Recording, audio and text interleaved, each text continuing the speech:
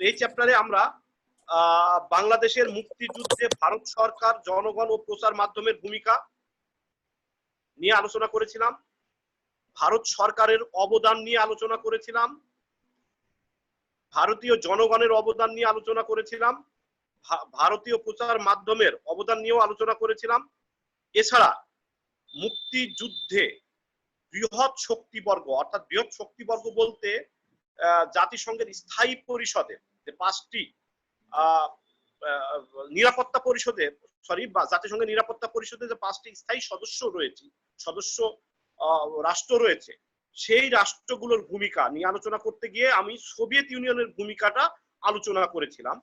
আজকে আমরা এই বৃহৎ শক্তিবর্গের ভূমিকার মধ্যে প্রবাসী বাঙালি ও বহির্বিশ্বে এই চ্যাপ্টারে আজকে মার্কিন যুক্তরাষ্ট্রের ভূমিকা দিয়েই শুরু করব। আমরা আমাদের মুক্তিযুদ্ধে মার্কিন যুক্তরাষ্ট্রের ভূমিকা এই চ্যাপ্টারটা দিয়েই, অর্থাৎ এই টপিকটা দিয়েই আজকে শুরু করব। ঠিক আছে? জি স্যার। ওকে, তো শুরু করি আমরা মার্কিন যুক্তরাষ্ট্রের, অর্থাৎ আমাদের মুক্তিযুদ্ধে মার্কিন যুক্তরাষ্ট্রের ভূমিকা। বাংলাদেশের মুক্তিযুদ্ধের সময় মার্কিন যুক্তরাষ্ট্র ছিল অখণ্ড পাকিস্তান নীতিতে বিশ্বাসী, কিন্তু মার্কিন কংগ্রেসে বাংলাদেশের সমর্থন ছিল খুবই শক্তিশালী। এমনকি মার্কিন প্রশাসনের সর্বোচ্চ স্তর ব্যতীত সরকারের অন্যান্য স্তরে বাংলাদেশের মুক্তিযুদ্ধের প্রতি ছিল ব্যাপক সমর্থন। পত্রপত্রিকা, প্রচার মাধ্যম এবং জনমনে মুক্তিযুদ্ধের প্রতি সমর্থন ছিল প্রশ্নাতীত। আমেরিকার বাঙালি মহলও সর্বতোভাবে মুক্তিযুদ্ধে নানা ধরনের সহায়তা করে। এমনকি পাকিস্তানের কূটনৈতিক মিশনগুলোতে কর্মরত বাঙালিরা এক পর্যায়ে বাংলাদেশের পক্ষে তাদের সমর্থন ব্যক্ত করেন। যুক্তরাষ্ট্রের প্রায় সর্বত্র আমেরিকানরা বাঙালিদের বন্ধু অথবা সাহায্য সমিতি প্রতিষ্ঠা করে জনমত গঠন করে ও প্রবাসী বাংলাদেশ সরকার এবং শরণার্থী কেন্দ্রে বাঙালিদের নানা ধরনের সাহায্য করে। অর্থাৎ প্রেসিডেন্ট নিক্সন ও পররাষ্ট্রমন্ত্রী হেনরি কিসিঞ্জার সহ মার্কিন প্রশাসনের নীতি নির্ধারক মহল ব্যতীত পাকিস্তানের বর্বর হামলা ও অমানবিক কর্মকাণ্ডের সমর্থন আমেরিকার কোথাও তেমন দেখা যায়নি। মুক্তিযুদ্ধকালীন পুরো 9 মাস নিক্সন প্রশাসন পাকিস্তানের জন্য নৈতিক, রাজনৈতিক, অর্থনৈতিক ও সামরিক সমর্থন জুগিয়েছিল।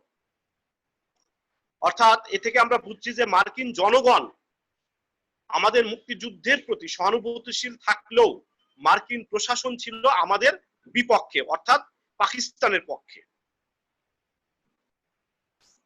তৎকালীন মার্কিন প্রেসিডেন্ট নিক্সন মুক্তিযুদ্ধকে পাকিস্তানের অভ্যন্তরীণ বিষয় হিসেবে উল্লেখ করে পরিস্থিতি নিয়ন্ত্রণে আনতে তাদের কিছুই করার নেই বলে অভিমত প্রকাশ করেন। 1971 সালের 25 মার্চ রাত থেকে শুরু করে 10 জুলাই পর্যন্ত নিরপেক্ষ ভূমিকা পালন করলেও 10 জুলাই থেকে শুরু করে সেপ্টেম্বরের শেষ দিক পর্যন্ত মার্কিন যুক্তরাষ্ট্র পূর্ব পাকিস্তানে সৃষ্ট সমস্যার কূটনৈতিক সমাধানের উপর গুরুত্ব আরোপ করে এবং ভারতকে পাকিস্তানের বিরুদ্ধে সামরিক পদক্ষেপ গ্রহণ না করার জন্য আহ্বান জানান। 3 ডিসেম্বর থেকে 16 ডিসেম্বর পর্যন্ত বাংলাদেশের মুক্তিযুদ্ধ উপমহাদেশে ভারত পাকিস্তান যুদ্ধ হিসেবে পরিচিতি লাভ করলে মার্কিন যুক্তরাষ্ট্র সরাসরি পাকিস্তানকে সাহায্য করার জন্য এগিয়ে আসে। মার্কিন প্রেসিডেন্ট নিক্সন পারমাণবিক অস্ত্রে সজ্জিত 7ম নৌবহর ও এন্টারপ্রাইজকে বঙ্গোপসাগরে মোতায়েন করেন। যুক্তরাষ্ট্রের হুমকির জবাব হিসেবে সোভিয়েত ইউনিয়ন নিউক্লিয়ার মিসাইলবাহী 2টি ডুবোজাহাজ বঙ্গোপসাগরে প্রেরণ করে। পাশাপাশি একটি যুদ্ধবিরতির লক্ষ্যে জাতিসংঘে মার্কিন কূটনীতি সক্রিয় থাকে। এ লক্ষ্যে জাতিসংঘের নিরাপত্তা পরিষদের 4 ও 12 ডিসেম্বর যথাক্রমে প্রথম ও দ্বিতীয় মার্কিন যুদ্ধবিরতি প্রস্তাব উত্থাপিত হয়, কিন্তু সোভিয়েত ভেটোর কারণে দুটো প্রস্তাবই নাকচ হয়ে যায়। আমি বলে রাখি, সোভিয়েত ইউনিয়ন কিন্তু তিনবার ভেটো প্রয়োগ করেছিল। তোমাদেরকে বলেছি যে তারিখ উল্লেখ করলাম এই তারিখে 4 ও 12 ডিসেম্বর এবং তার আগে একবার। ওকে, জি স্যার। তোমরা যেন বিভ্রান্ত না হও। মোট 3 বার ভেটো প্রয়োগ করেছিল সোভিয়েত ইউনিয়ন, এটা যেন মনে থাকে, খুব গুরুত্বপূর্ণ কোশ্চেন। মুক্তিযুদ্ধের শেষ পর্যন্ত ভারত মহাসাগরে মার্কিন সোভিয়েত নৌবহরের ব্যাপক উপস্থিত ঘটে, যা বল প্রায়োগিক কূটনীতি নামে পরিচিত। উভয় পরাশক্তি উল্লেখযোগ্য পরিমাণ নৌসমর উপকরণের সমাবেশ করেছিল। মার্কিন নৌবহরে ছিল 14টি বড় ও কয়েকটি ছোট যুদ্ধজাহাজ এবং সোভিয়েত নৌবহরে ছিল মোট 26টি জাহাজ। অবশেষে দুপক্ষ সংঘর্ষের জন্য প্রস্তুত থাকলেও শেষ পর্যন্ত আর সংঘর্ষ হয়নি। রাষ্ট্রীয় প্রশাসন বিরোধী শক্তি হিসেবে ভূমিকা পালন করলেও মার্কিন সংবাদপত্র, বুদ্ধিজীবী, রাজনীতিবিদ সহ বেসরকারি পর্যায়ে প্রায় সর্বস্তরের মার্কিন জনগণ বাংলাদেশের মুক্তিযুদ্ধের পক্ষে খুবই গুরুত্বপূর্ণ ভূমিকা পালন করেছিল। এমনকি অনেক আমলাও বাঙালির সংগ্রামের প্রতি সহনশীল ছিলেন।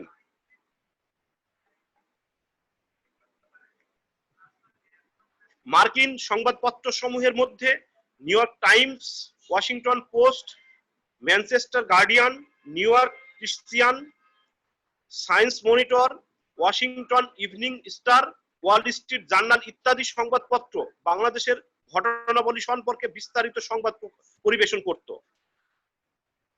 ওয়াশিংটন পোস্ট এক সম্পাদকীয় নিবন্ধে স্বদেশের নাগরিক হত্যার জন্য ইয়াইয়াকে দায়ী করে। আমেরিকায় কূটনীতিকগণের একযোগে বাংলাদেশের সপক্ষে আনুগত্য পরিবর্তনকে 9 আগস্ট ম্যানচেস্টার গার্ডিয়ানের সম্পাদকীয়তে একটি নাটকীয় ঘটনা ও প্রতিবাদের বলিষ্ঠ উদাহরণ হিসেবে আখ্যায়িত করা হয়। তবে একটি বিষয় অবশ্যই উল্লেখ্য বা মনে রাখা দরকার আমাদের, মার্কিন সংবাদপত্র সমূহ প্রধানত মানবতার দৃষ্টিভঙ্গি থেকে বিচার করে একটি সন্তোষজনক রাজনৈতিক সমাধানের সপক্ষে বক্তব্য রেখেছিল, কিন্তু প্রত্যক্ষভাবে তারা সবাই মুক্তিযুদ্ধকে সমর্থন করেনি। এ কথাটা কিন্তু মাথায় রাখবে, খুব গুরুত্বপূর্ণ কথা। এই লাইনটি যেটা পড়লাম আমি আবারও বলছি, তবে আমি যে ঘটনাগুলো বললাম মার্কিন সংবাদপত্রগুলোতে ফলাও করে আমাদের মুক্তিযুদ্ধের ঘটনাবলী প্রকাশ করা হয়েছিল, ইয়াহিয়া খানকে দায়ীও করেছিল। তবে অবশ্যই মনে রাখতে হবে মার্কিন সংবাদপত্র সমূহ প্রধানত মানবতার দৃষ্টিভঙ্গি থেকে বিচার করে একটি সন্তোষজনক রাজনৈতিক সমাধানের সপক্ষে বক্তব্য রেখেছিল, কিন্তু প্রত্যক্ষভাবে তারা সবাই মুক্তিযুদ্ধকে সমর্থন করেনি। মার্কিন প্রশাসনটাই তো সম্পূর্ণ আমাদের বিপক্ষে ছিল, পাকিস্তানের পক্ষে ছিল। জি স্যার। এ কারণেই তারা সরাসরি অধিকাংশ সংবাদপত্রই সরাসরি আমাদের মুক্তিযুদ্ধকে সমর্থন ওইভাবে আমাদের শক্তি যোগায়নি, সাহস যোগায়নি। কিন্তু তবুও মুক্তিযুদ্ধের 9 মাসে 5 এপ্রিল, 2 আগস্ট ও 6 ডিসেম্বর মোট 3 বার নিউ ইয়র্কের প্রচ্ছদে বাংলাদেশ সংকট স্থান পায়। 2 আগস্ট ও 6 ডিসেম্বর মোট 2 বার এর সুযোগ হয় টাইমসে। জাতীয় সংবাদপত্র ছাড়াও মফস্বলের সংবাদ মাধ্যমে বাংলাদেশ সংকট প্রায় স্থান পেত। ন্যাশনাল ব্রডকাস্টিং, ফক্স টেলিভিশন প্রভৃতি মিডিয়াতে বাংলাদেশের মুক্তিযুদ্ধের বিষয়ে অনেক আলোচনা ও সংবাদ প্রকাশিত হয়। অর্থাৎ সরকারি নীতি বিপক্ষে থাকলেও মার্কিন সংবাদ মাধ্যম ছিল বাংলাদেশের পরম সুহৃদ।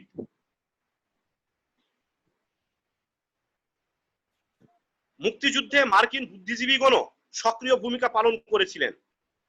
অ্যাসোসিয়েশন ফর এশিয়ান স্টাডিজের বার্ষিক সম্মেলনে প্রায় 2000 শিক্ষাবিদ অবিলম্বে গণহত্যা বন্ধের জন্য আবেদন জানান।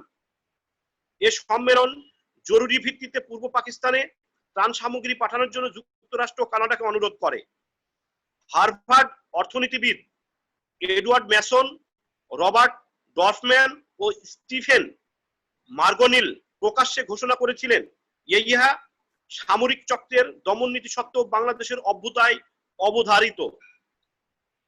এছাড়াও 30 জনের মতো বুদ্ধিজীবী দলবদ্ধভাবে ঘোষণা করেন, পূর্ব পাকিস্তানের ন্যায়সঙ্গত দাবিকে শক্তি প্রয়োগের মাধ্যমে উপেক্ষা করার কোনো অধিকার পাকিস্তানের নেই।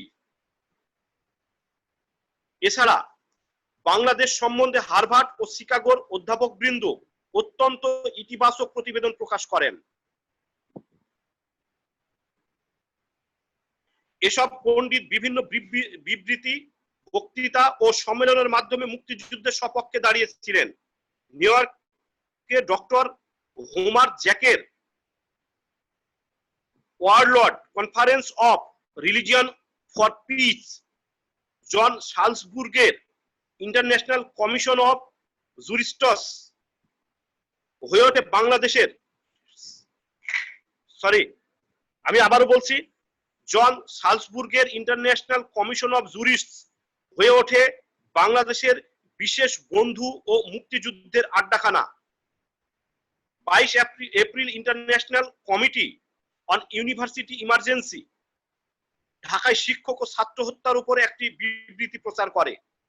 এখানে নোবেল পুরস্কার প্রাপ্ত পণ্ডিত সহ বিশ্বের বিভিন্ন বিশ্ববিদ্যালয়ের 100 এর বেশি শিক্ষাবিদ দস্তখত করেন। নিউ ইয়র্কে অনুষ্ঠিত জর্জ হ্যারিসনের বাংলাদেশ কনসার্ট ছিল মুক্তিযুদ্ধে এক বিরাট অনুপ্রেরণা। এভাবে মার্কিন শিল্পী, সাহিত্যিক ও বুদ্ধিজীবীরা নানাভাবে বাংলাদেশের মুক্তিযুদ্ধে সহায়তা করেছিলেন। মার্কিন রাজনীতিবিদ, বিশেষ করে কয়েকজন সিনেটর ও কংগ্রেস সদস্য সরকারি নীতির কঠোর সমালোচনা করেন। এদের মধ্যে উল্লেখযোগ্য ছিলেন senator Edward Kennedy, senator Saxbe, senator Case, congressman Gross congressman Gross Halpern ও গালাকার, সিনেটর হ্যারিন, senator Percy, senator Muskie, Walter Mondale, Edward ব্রুট প্রমুখ। তবে এডওয়ার্ড কেনেডি ছিলেন মার্কিন প্রশাসনের সবচেয়ে শক্তিশালী সমালোচক। সিনেটর কেনেডির শরণার্থী সাবকমিটি ভারতের শরণার্থী সমস্যা নিয়ে 28 জুন, 22 জুলাই এবং 30 অক্টোবর মোট 3টি শুনানির ব্যবস্থা করে। শেষ শুনানি অবশ্য 30 অক্টোবর ও 8 নভেম্বর 2 দিন ব্যাপী অনুষ্ঠিত হয়। প্রথম শুনানিতে পাকিস্তানে অব্যাহত সামরিক সরবরাহ, দ্বিতীয়টিতে বাংলাদেশে দুর্ভিক্ষের সম্ভাবনা এবং তৃতীয় শুনানিতে সংকট সমাধানের রাজনৈতিক উদ্যোগ ও ভারত মার্কিন সম্পর্কের পুনর্মূল্যায়ন স্থান পায়। সর্বোপরি মার্কিন সরকার পাকিস্তান পন্থী হওয়া সত্ত্বেও মার্কিন কংগ্রেস, মার্কিন সিনেট, প্রচার মাধ্যম, সর্বস্তরের জনগণ ছিলেন মুক্তিযুদ্ধের অকৃত্রিম সমর্থক। এদের চাপেই আমেরিকা পাকিস্তানকে সামরিক সাহায্য বন্ধ করতে হয়েছিল। কিন্তু এসব সত্ত্বেও এবং 9 ডিসেম্বর বাংলাদেশকে স্বীকৃতি দেওয়ার জন্য নিউ জার্সির কংগ্রেসম্যান হেনরি হেল স্টোস্কি কর্তৃক সিনেটে প্রস্তাব পেশ ও সর্বসম্মতভাবে 1972 খ্রিস্টাব্দে ফেব্রুয়ারি মাসে তা পাশ হওয়া সত্ত্বেও নিক্সন প্রশাসন 1972 খ্রিস্টাব্দে 4 এপ্রিল বাংলাদেশকে স্বীকৃতি প্রদান করেছিল। তাহলে মার্কিন যুক্তরাষ্ট্র বাংলাদেশকে স্বীকৃতি প্রদান করে কবে বলতো? Hello, 4 April. হ্যাঁ, 4 এপ্রিল 1972 খ্রিস্টাব্দের। 72 সাল।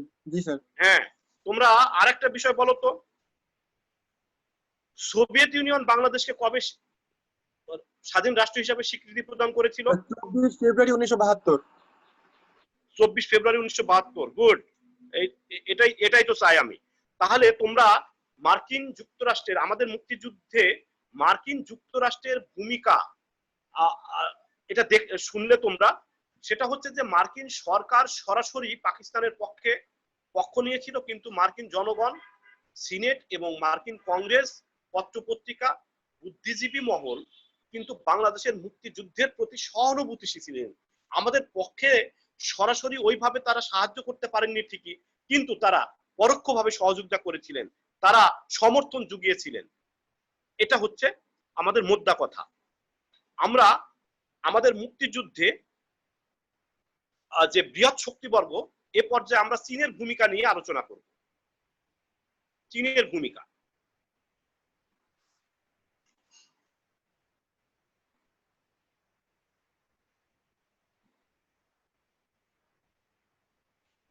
সাব্বির হোসেন, নাফি।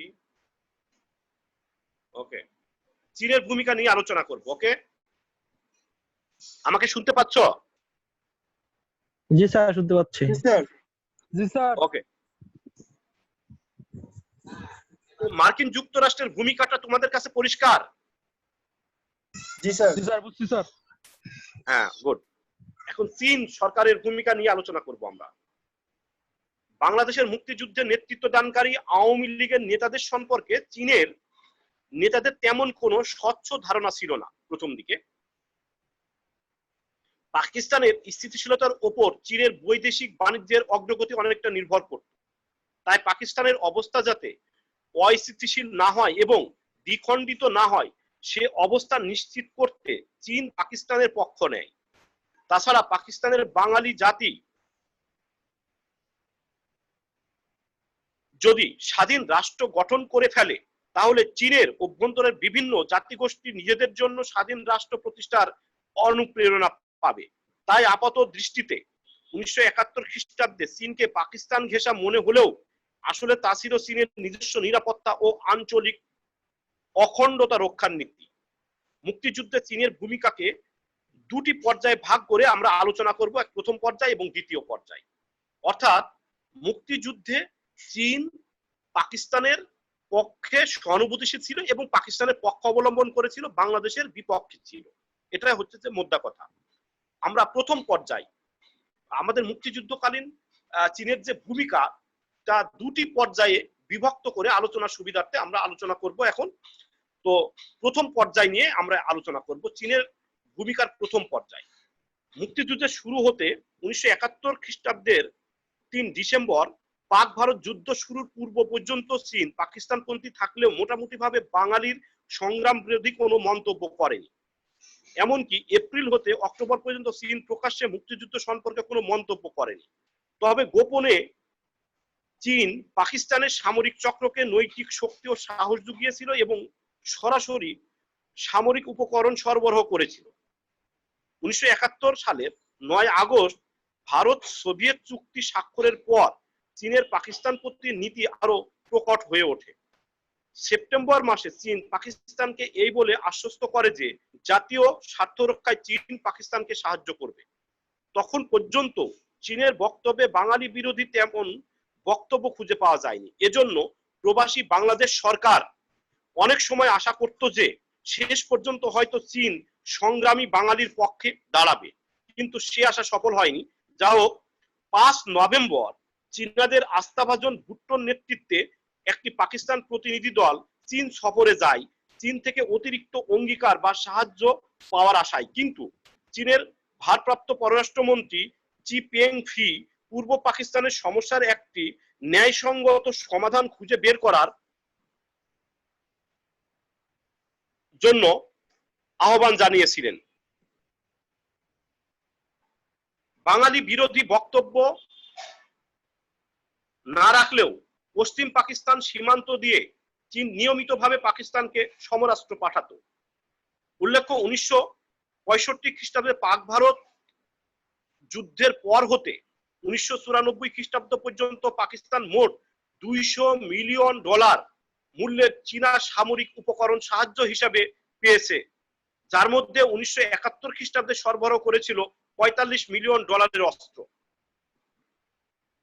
এ থেকে বোঝা যায় যে পাকিস্তানের প্রতি চীনের সামরিক সাহায্য কতটা প্রকট ছিল এবং সরাসরি ছিল। দ্বিতীয় পর্যায়, আমি আগেই বলেছি, দ্বিতীয় পর্যায়টা হচ্ছে যে 3 ডিসেম্বর থেকে 3 ডিসেম্বর সরাসরি পাকিস্তান যখন ভারত আক্রমণ করে বসে তখন ভারত এবং পাকিস্তানের মধ্যে যুদ্ধ বেঁধে যায়। তারপর থেকে চীনের ভূমিকাটা আরো স্পষ্ট হয়ে ওঠে। সেটা হচ্ছে দ্বিতীয় পর্যায়। পাকিস্তান 1971 খ্রিস্টাব্দের 3 ডিসেম্বর ভারতের পূর্বাঞ্চলে সামরিক হামলা করলে শুরু হয় সরাসরি পাক ভারত যুদ্ধ। এ সময় হতে চীন জাতিসংঘে সরাসরি বাঙালি বিরোধী ভূমিকা পালন করতে শুরু করে। পাক ভারত যুদ্ধের জন্য চীন সোভিয়েত ইউনিয়নকে দায়ী করে। যুদ্ধ বিরতির মাধ্যমে পূর্ব পাকিস্তানের জন্য একটি রাজনৈতিক সমাধান খুঁজে বের করা এবং পাকিস্তানি বাহিনীর বর্বরতার ফলে সৃষ্ট ধ্বংসযজ্ঞ বন্ধ করার লক্ষ্যে 5 ও 7 ডিসেম্বর সোভিয়েত ইউনিয়ন জাতিসংঘে দুটি প্রস্তাব উপস্থাপন করে। কিন্তু প্রস্তাব দুটির বিরুদ্ধে চীন প্রথম ভেটো প্রয়োগ করে এবং চীনের নিজস্ব প্রস্তাবে ভারতকে আগ্রাসী পক্ষ হিসাবে চিহ্নিত করা হয়। 16 ডিসেম্বর বাংলাদেশ স্বাধীন হলে চীন এক বিবৃতিতে তথাকথিত বাংলাদেশের সৃষ্টির জন্য সোভিয়েত ইউনিয়ন ও ভারতের তীব্র সমালোচনা করে। তবে পরবর্তীতে চীন তার নীতি পরিবর্তন করে বাংলাদেশকে একটি স্বাধীন রাষ্ট্র হিসাবে স্বীকৃতি দেয়। স্যার হ্যাঁ স্যার এখানে বলা বলো, আছে বলো। স্যার 1971 সালে 16 ডিসেম্বর বাংলাদেশ স্বাধীন হলে ওই দিন চীন সরকার এক বিবৃতির মাধ্যমে বাংলাদেশকে রুশ ভারতের সৃষ্টি বলে আখ্যায়িত করে।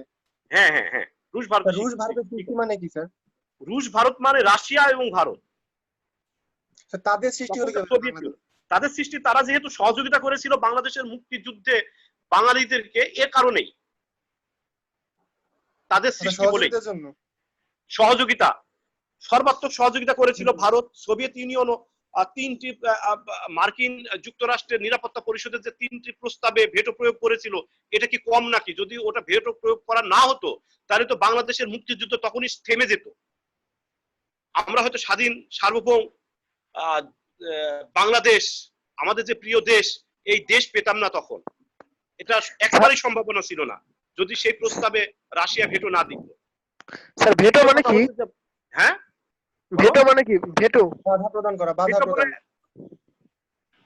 ভেটোর শব্দের অর্থ কিন্তু গত ক্লাসে আমি তোমাদেরকে বলেছিলাম, তুমি সেই ক্লাসে সম্ভবত উপস্থিত ছিলে না, তারপরেও আমি বলি। জাতিসংঘের নিরাপত্তা পরিষদের পাঁচটা স্থায়ী রাষ্ট্র রয়েছে। সেই পাঁচটা স্থায়ী রাষ্ট্রগুলো হচ্ছে যুক্তরাষ্ট্র, যুক্তরাজ্য, ফ্রান্স, রাশিয়া এবং চীন। যে কোনো প্রস্তাবে নাকচ করে দেওয়ার যে ক্ষমতা এই পাঁচটি স্থায়ী রাষ্ট্রের রয়েছে তাকেই ভেটো ক্ষমতা বলা হয় সংক্ষেপে। ক্লিয়ার? জি স্যার। ওকে। এই ভেটো ক্ষমতা যদি রাশিয়া তখন প্রয়োগ না করত তাহলে তো জাতিসংঘে নিরাপত্তা পরিষদে যুদ্ধ বন্ধের প্রস্তাব গৃহীত হলে বাংলাদেশের মুক্তিযুদ্ধ তো থেমে যেত, তাই নয় কি? জি স্যার, জি স্যার। ভারত যদি সর্বাত্মকভাবে সহযোগিতা না করত তাহলে আমাদের মুক্তিযুদ্ধে জয়ের আশা ক্ষীণ ছিল। কিন্তু তাই চীন সে সময়ে রুশ ভারতের সৃষ্টি বলে আখ্যা দিয়েছিল। জি স্যার, আমার কথা বোঝা গেছে এখন? পরিষ্কার? জি স্যার। ওকে, তাহলে আমরা আমাদের মুক্তিযুদ্ধে বৃহৎ শক্তি বর্গের মধ্যে সোভিয়েত ইউনিয়নের ভূমিকা আলোচনা করেছি গতকাল। আজকে মার্কিন যুক্তরাষ্ট্রের ভূমিকা আলোচনা করলাম এবং চীনের ভূমিকা আলোচনা করলাম। এ পর্যায়ে আমরা এখন বৃহৎ শক্তি বর্গের মধ্যে ব্রিটেনের ভূমিকা নিয়ে আলোচনা করব। আমাদের মুক্তিযুদ্ধে ব্রিটেনের ভূমিকা তো যেমন সরাসরি ভূমিকা ছিল সোভিয়েত ইউনিয়নের, যুক্তরাষ্ট্রের, ভারতের, চীনের। ব্রিটেনের তেমন সরাসরি ভূমিকা না থাকলেও ব্রিটেনের ভূমিকাটা ছিল আমাদের প্রতি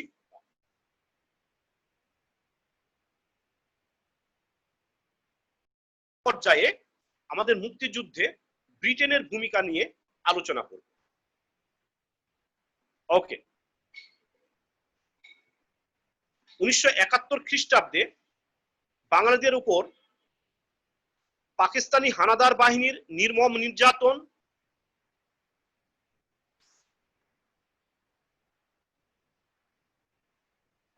গণহত্যা, ভারতে আশ্রয় নেওয়া 1 কোটি বাঙালি শরণার্থীর করুণ অবস্থা। আমরা যদি কোনো প্রশ্ন করি ভারতে কত মুক্তিযুদ্ধের সময় কতজন বাঙালি শরণার্থী হিসাবে আশ্রয় গ্রহণ করেছিল, উত্তরে কি হবে বলতো? 1 কোটি। প্রায় 1 কোটি। তোমরা এটা মনে রাখবে, প্রায় কোশ্চেনে কিন্তু এসে থাকে। মুক্তি বাহিনী গঠন এবং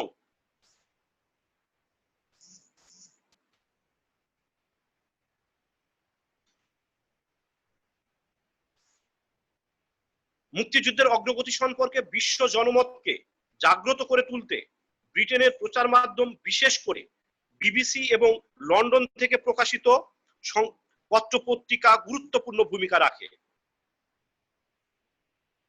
লন্ডনে জন্মগ্রহণকারী বিখ্যাত সঙ্গীত শিল্পী জর্জ হ্যারিসন নিউ ইয়র্ক শহরে 40,000 লোকের সমাগমে বাংলাদেশের মুক্তিযুদ্ধে মানবতা বিরোধী কর্মকাণ্ড ভিত্তিক গান পরিবেশন করেন।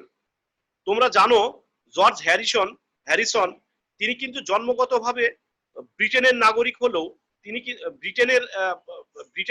ব্রিটেনের হলেও তিনি কিন্তু আমেরিকান নাগরিক ছিলেন। আমার কথা বোঝা গেছে? জর্জ হ্যারিসনের জন্ম ছিল ব্রিটেনে, বাট তিনি আমেরিকান নাগরিক ছিলেন। কিন্তু নাগরিকতা ছিল আমেরিকায়। হ্যাঁ বলো। ছিল আমেরিকায়। হ্যাঁ, তার জন্ম কিন্তু ব্রিটেনে, কিন্তু তিনি আমেরিকান নাগরিক ছিলেন। ওকে, জর্জ হ্যারিসন নিউ ইয়র্ক শহরে 40,000 লোকের সমাগমে বাংলাদেশের মুক্তিযুদ্ধে মানবতা বিরোধী কর্মকাণ্ড ভিত্তিক গান পরিবেশন করেন। বিশ্ব জনমত সৃষ্টি ও দান সহায়তা কার্যক্রম পরিচালনার লক্ষ্যে ব্রিটিশ সরকার আমাদের মুক্তিযুদ্ধের ব্যাপারে খুবই সহানুভূতিশীল ছিল। লন্ডন ছিল প্রবাসী বাঙালিদের মুক্তিযুদ্ধের সপক্ষে জনমত গঠনের মূল কেন্দ্র। আমরা যদি বলি যে বাংলাদেশ এবং ভারত ব্যতীত বহির্বিশ্বে বাংলাদেশের মুক্তিযুদ্ধের সপক্ষে প্রবাসী বাঙালিদের জনমত গঠনের মূল কেন্দ্র ছিল কিন্তু সারা বিশ্বের প্রবাসী বাঙালিদের মূল কেন্দ্র ছিল কিন্তু লন্ডন। তাই আমরা বলবো যে লন্ডন অর্থাৎ ব্রিটেনের সরকার বা আমাদের মুক্তিযুদ্ধের তাদের একটা বিরাট ভূমিকা ছিল এবং সেই ভূমিকা তারা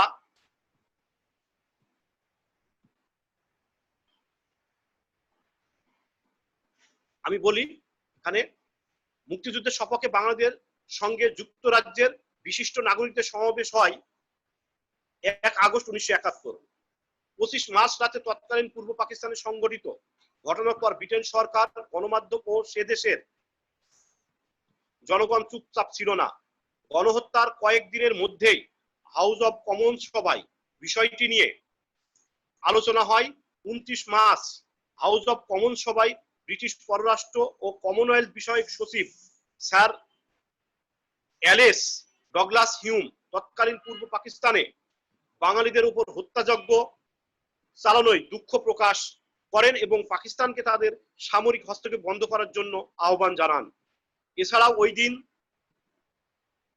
হাউস অব কমন সভার আলোচনায় তিনি তৎকালীন পূর্ব পাকিস্তানে বসবাসকারী ব্রিটিশ নাগরিকদের নিরাপত্তার কথা উত্থাপন করেছিলেন। 5 এপ্রিল 1971 হাউস অব কমন সভার আলোচনায় ডগলাস হিউম ও অন্য সদস্যরা তৎকালীন পূর্ব পাকিস্তানে সামরিক শক্তি প্রয়োগের তীব্র সমালোচনা করেন।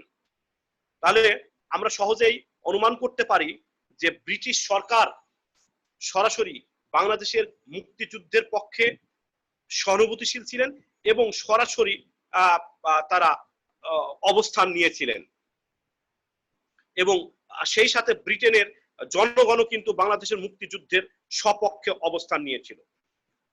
এ পর্যায়ে আমি তাহলে বৃহৎ শক্তিবর্গের ভূমিকা নিয়ে আমরা আলোচনা শেষ করেছি, অর্থাৎ সোভিয়েত ইউনিয়নের ভূমিকা কি ছিল সেটা নিয়ে আলোচনা করেছি। এ পর্যায়ে মার্কিন যুক্তরাষ্ট্রের ভূমিকা নিয়ে আলোচনা করেছি, চীনের ভূমিকা নিয়ে আলোচনা করেছি, আমরা ব্রিটেনের ভূমিকা নেই গ্রেট ব্রিটেনের ভূমিকা নিয়ে আলোচনা করেছি। এখন আমি আমাদের মুক্তিযুদ্ধে অন্যান্য দেশগুলোর কি ভূমিকা ছিল সেগুলো নিয়ে খুব সংক্ষেপে, অন্যান্য দেশগুলোর ভূমিকা তারা সমর্থন জুগিয়েছিল সেগুলো নিয়ে আমরা আলোচনা করব। এখন বাংলাদেশের মুক্তিযুদ্ধে, হ্যাঁ বলো। স্যার আপনি বললেন যে জর্জ হ্যারিসনের কনসার্টে প্রায় 40,000 মানে শ্রোতা শুনছিল, কিন্তু বইটা আছে 2 পর্বে স্যার 40,000 করে 80, মোট 80,000 দর্শক। হ্যাঁ 2 পর্বে, প্রথম পর্বে 40,000 মানে প্রথম একটা ইয়েতে 40,000 করেছিল। কনসার্ট যে 2টা পর্বে হয়েছে প্রত্যেকটা পর্বে 40,000 লোকের সমাগম ঘটেছিল। আমার কথা বোঝা গেছে পরিষ্কার? জি স্যার। প্রথম পর্বে 40,000, দ্বিতীয় পর্বে 40,000। তো আমরা তো 40,000 করেই বলবো। টোটাল যদি বলি দ্বিতীয় 2 পর্বে বলতে হবে, সেক্ষেত্রে 2 পর্বে বললে 80,000 বলবো, কিন্তু আমরা যদি একবারে কথা বলি তাহলে 40,000 বলবো। ঠিক আছে স্যার। পরিষ্কার? জি স্যার। ওকে। মুক্তিযুদ্ধে অন্যান্য দেশের ভূমিকা। বাংলাদেশের মুক্তিযুদ্ধে প্রথম স্বীকৃতি প্রদানকারী দেশটি ছিল একটি ক্ষুদ্র রাষ্ট্র ভুটান। ভুটান মুক্তিযুদ্ধ চলাকালে 1971 সালের 3 ডিসেম্বর স্বাধীন বাংলাদেশের স্বীকৃতি প্রদান করে। সরকার ছাড়াও তৎকালীন ভুটানের জনগণও বাংলাদেশের প্রতি তাদের নৈতিক সমর্থন জানায়। 1971 সালে একজন সমাজ কর্মী হিসাবে বাংলাদেশের স্বাধীনতা যুদ্ধে সমর্থন জানানোর পাশাপাশি গুরুত্বপূর্ণ ভূমিকা রাখেন উগিয়েন তেসারিং, যিনি বিদেশি বন্ধু হিসাবে মুক্তিযুদ্ধে মৈত্রী সম্মাননা লাভ করেন। তিনি ছাড়া ভুটানের আরো বেশ কিছু সমাজকর্মী এবং সংবাদ মাধ্যম নৈতিকভাবে বাংলাদেশের সমর্থন জানিয়েছিল। ভুটানের এই স্বীকৃতি পরবর্তীতে বাংলাদেশের স্বাধীনতা যুদ্ধে দারুণ অনুপ্রেরণা জুগিয়েছিল। ছোট রাষ্ট্র নেপালও এই সময় চুপচাপ ছিল না। তাদের জনগণ আমাদের মুক্তিযুদ্ধে সরকারি ও বেসরকারি ভাবে অংশগ্রহণ করে। প্রথমত ভারতীয় সেনাবাহিনীর একটি অংশ গুর্খা রেজিমেন্ট, গুর্খারা মূলত নেপালি, এরা ভারতীয় সেনাবাহিনীর হয়ে আমাদের মুক্তিযুদ্ধে অংশ নেয়। সেসব সৈন্যের এখনো অনেকে জীবিত আছেন এবং নেপালে বসবাস করছেন। অন্যদিকে ভারতে নির্বাসিত নেপালের কৈরালা পরিবার যুদ্ধে অংশ নেয়। তারা কিছু অস্ত্র জোগাড় করেছিলেন, কিন্তু তারা পরে ভারতীয় নেতা জয়প্রকাশ নারায়ণের অনুরোধে বাংলাদেশের মুক্তিযুদ্ধে সেগুলো দিয়ে সাহায্য করেন। এছাড়াও 1971 খ্রিস্টাব্দের 25 মার্চের কালো রাত এবং পরবর্তী সময়ের নারকীয় হত্যাযজ্ঞ সম্পর্কে বিশ্বের বিভিন্ন দেশ নিন্দা ও প্রতিবাদ জানায়।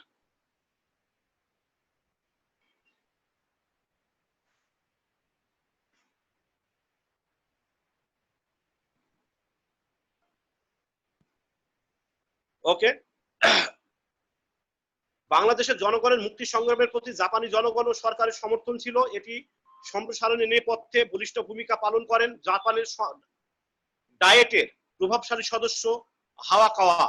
1971 সালের মার্চ মাসে পাকিস্তানি সেনাবাহিনী তৎকালীন পূর্ব পাকিস্তানে যে নৃশংস হত্যাযজ্ঞ শুরু করে সে ব্যাপারে জাপান সরকারের উদ্বেগ প্রকাশ এবং বিশেষ করে জাপানি জনগণের প্রতিবাদ জানানোর প্রেক্ষাপট তৈরিতে সাংগঠনিক উদ্যোগ নেন হাওয়াকাওয়া। বাংলাদেশের মুক্তিযুদ্ধ জাপানি মিডিয়ায় বিশেষ গুরুত্ব পায়। বাংলাদেশের শরণার্থীদের সাহায্যার্থে অর্থ সংগ্রহ এবং মুক্তিযুদ্ধের প্রতি জাপানিদের সমর্থনের লক্ষ্যে জাপানের বুদ্ধিজীবী, শিল্প মালিক, শ্রমিক, ছাত্র সমাজকে এগিয়ে আসার আহ্বান জানিয়েছিলেন তিনি। সে সময়ে জাপান প্রবাসী পূর্ব পাকিস্তানিদের সঙ্গেও একাত্ম হয়েছিলেন হাওয়াকাওয়া। 1971 সালের 26 মার্চ টোকিওতে গঠিত প্রবাসী বাঙালিদের সংগঠন বাংলাদেশ অ্যাসোসিয়েশন জাপান মুক্তিযুদ্ধের সময়ে জাপানি জনমত ও সমর্থন আদায়ে ভূমিকা রাখে। পরবর্তীতে জাপান ও বাংলাদেশের মধ্যে আর্থ-সামাজিক সাংস্কৃতিক মেলবন্ধন ঘটে। বাংলাদেশের শরণার্থীদের সাহায্যার্থে অর্থ সংগ্রহ এবং মুক্তিযুদ্ধের প্রতি বাংলাদেশকে স্বীকৃতি দানের সিদ্ধান্ত নিয়ে জাপান তাৎপর্যপূর্ণ ও সুদূর প্রসারী কূটনৈতিক প্রজ্ঞার পরিচয় দেয়। স্বীকৃতিদের 1 মাসের মধ্যে ঢাকায় জাপানি দূতাবাসের কার্যক্রম শুরু হয় এবং 13 থেকে 14 মার্চ হাওয়াকাওয়ার নেতৃত্বে 3 সদস্যের জাপানি সংসদীয় প্রতিনিধি দল প্রথম বাংলাদেশ সফরে আসে। আমাদের হাতে সময় খুব কম, তারপরেও আমি খুব সংক্ষেপে অন্যান্য কয়েকটি দেশের নাম উল্লেখ করব এখানে। জাপান, ভুটান, নেপাল ছাড়াও বিশ্বের বিভিন্ন দেশ বাংলাদেশের পক্ষে সমর্থন জুগিয়েছিল। বাংলাদেশের মুক্তিযুদ্ধে সবচেয়ে বড় অবদান ভারতের হলেও সে সময় ইরাক বাংলাদেশের মুক্তিযুদ্ধের পক্ষে সমর্থন জুগিয়েছিল। মধ্যপ্রাচ্যের মধ্যে প্রথমেই মার্কিন প্রশাসনের বিরোধিতা সত্ত্বেও মার্কিন যুক্তরাষ্ট্রের প্রচার এবং কংগ্রেসম্যানদের তাদের একাত্মতা, এছাড়াও অস্ট্রেলিয়া, পশ্চিম জার্মানি, ফ্রান্স, ইতালি, কানাডার প্রচার মাধ্যমগুলো পাকিস্তানের বিরুদ্ধে বিশ্ব জনমত গঠনে সাহায্য করে। এমনকি Cuba, Yugoslavia, Poland, Hungary, Bulgaria, Czechoslovakia, পূর্ব জার্মানি প্রভৃতি সমাজতান্ত্রিক রাষ্ট্র বাংলাদেশের মুক্তিযুদ্ধকে সমর্থন জানিয়েছিল। তো যাই হোক, এটা হচ্ছে যে আমাদের আজকে ক্লাস শেষ পর্যায়ে। আমরা আগামীকাল তোমাদেরকে পড়ানো এই চ্যাপ্টারটা শেষ হয়ে যাবে ইনশাল্লাহ আগামী ক্লাসে, আগামীকাল না, আগামী সোমবার আবার ক্লাস আছে। মুক্তিযুদ্ধে জাতিসংঘ ও অন্যান্য সংস্থার যে ভূমিকা ছিল সেগুলো নিয়ে আমরা আলোচনা করব। আমার কথা বুঝতে পারছো? জি স্যার।